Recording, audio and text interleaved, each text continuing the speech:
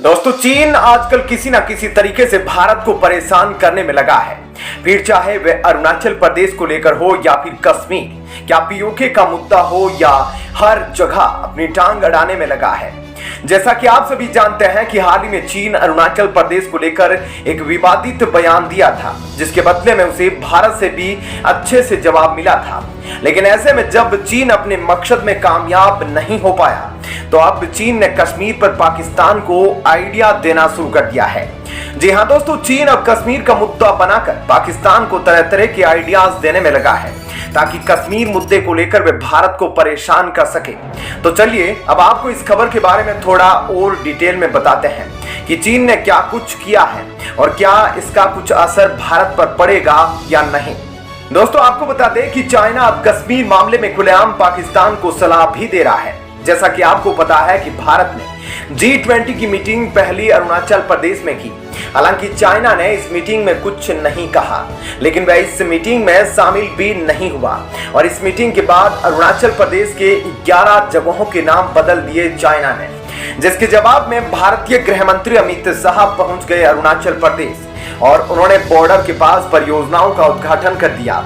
और न सिर्फ उद्घाटन कर दिया, बल्कि यह भी समझा दिया कि अब हम 1 इंच भी जमीन किसी को नहीं देंगे। उसके बाद चाइना ने जवाब देते हुए कहा कि अमित शाह ने अरुणाचल प्रदेश में जाकर गलती की और हमारी संप्रभुता का उल्लंघन किया।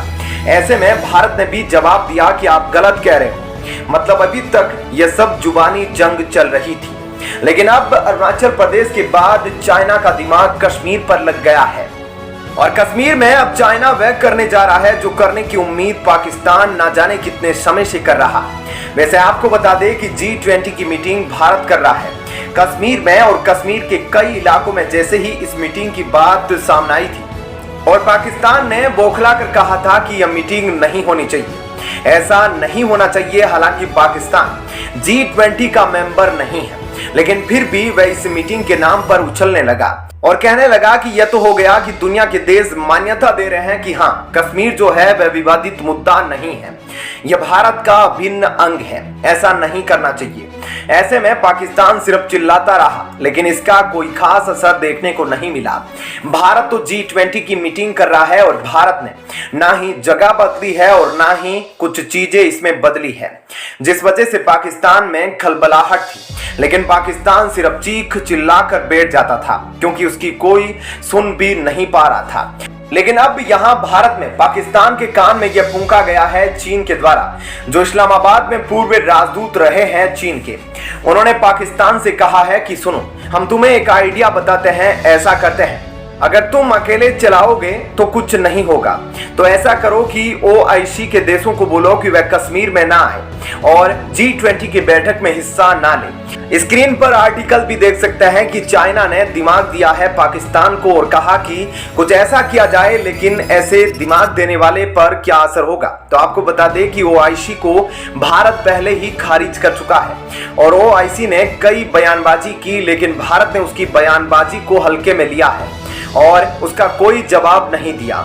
ऐसे में OIC चाहे जितना भी रोए या जितना भी चिल्लाए, इसका असर भारत पर बिल्कुल भी नहीं होने वाला है और भारत अपनी बैठक जरूर करने वाला है। वैसे इस बारे में आपको क्या लगता है कि भारत क्या करेगा? इस बारे में आप अपनी राय हमें कमेंट करके जरूर बताएं। और अब आपको बताते हैं ऐसी ही एक और बड़ी खबर। दोस्तों, जहां एक तरफ फ्रांस ने चीन में जाकर अमेरिकी डॉलर और ताइवान मुद्दे को लेकर एक ऐसा बयान दे दिया जिसे सुनकर दुनिया भर के देश हैरान थे, तो वहीं फ्रांस को सबक सिखाने के लिए 24 घंटों में ही अमेरिका की तरफ से भी डोनाल्ड ट्रंप ने एक ऐसा बयान दिया जिसने फ्रांस के भी होश उड़ा दिए।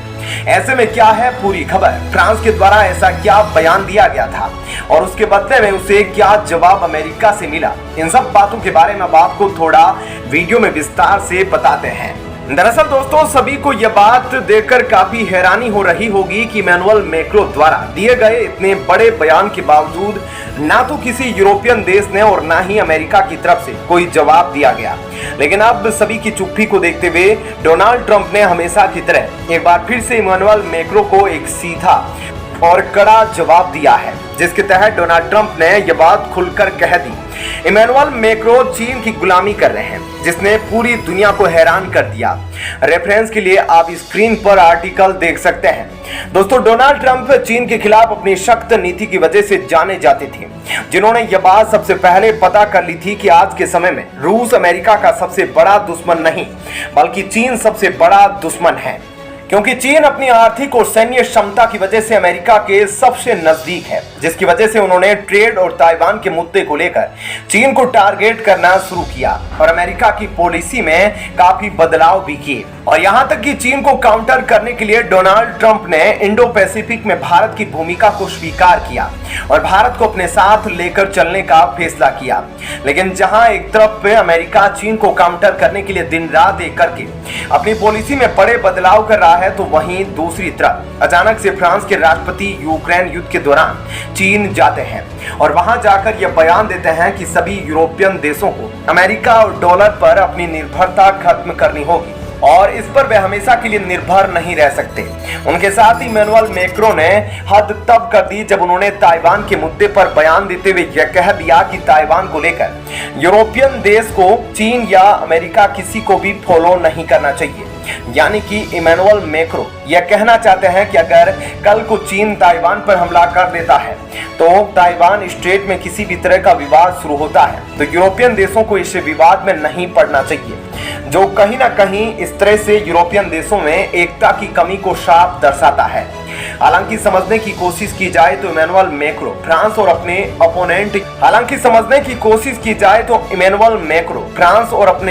ओपोनेंट यानी यूरोप के बारे में सोच रहे हैं कि आखिर ताइवान के लिए यूरोप अपने आर्थिक और सामाजिक विकास को खतरे में क्यों डाले। पर वैश्विक स्वतंत्रता और डेमोक्रेसी जैसे मूल्यों को देखते हुए फ्रांस जैसे बड़े देश की तरफ से इस तरह के बयानों की उम्मीद नहीं की जा सकती, जिसे लेकर सभी देश पहले ही हैरान थे कि अचानक से डोनाल्ड ट्रंप ने फ्रांस की राष्ट्रपति पर इतनी कड़ी टिप्पणी कर दी, जो फ्रांस और अमेरिका के बीच दूरियों को और ज्यादा बढ़ा देगा। क्योंकि यह पहला मौका नहीं है जब अमेरिका और फ्रांस के बीच मतभेद देखने को मिला। आपको याद होगा कि ऑस्ट्रेलिया को न्यूक्लियर सबमरीन सप्लाई करने के मामले में भी एक तरीके से अमेरिका और ब्रिटेन ने फ्रांस को धोखा दिया था, जिसे लेकर फ्रांस काफी आग बबूला हुआ था। साथ ही इस बात को नजरअंदाज नहीं किया जा सकता कि ऑकस की न्यूक्लियर सबमरीन डील ने फ्रांस और अमेरिका के संबंध पर काफी बुरा असर डाला, जिसके बाद हम साफ तौर पर देख सकते हैं कि कैसे यूरोपियन देशों का लीडर फ्रांस अब धीरे धीरे अमेरिका से हटकर चीन के साथ अपने संबंधों को सुधारने पर ध्यान दे रहा है। तो दोस्तों, ऐसे में इस खबर के बारे में आपकी क्या राय है, हमें कमेंट करके जरूर बताइएगा। साथ ही वीडियो को लाइक शेयर जरूर कीजिएगा।